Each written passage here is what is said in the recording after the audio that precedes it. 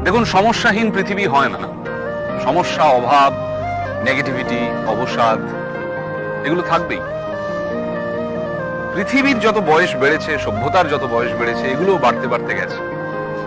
ফলত এগুলো থেকে পালিয়ে লাভ নেই। থাকুক না এগুলো ঘরের বা জীবনের কোণে, চলুক না আমাদের সঙ্গে।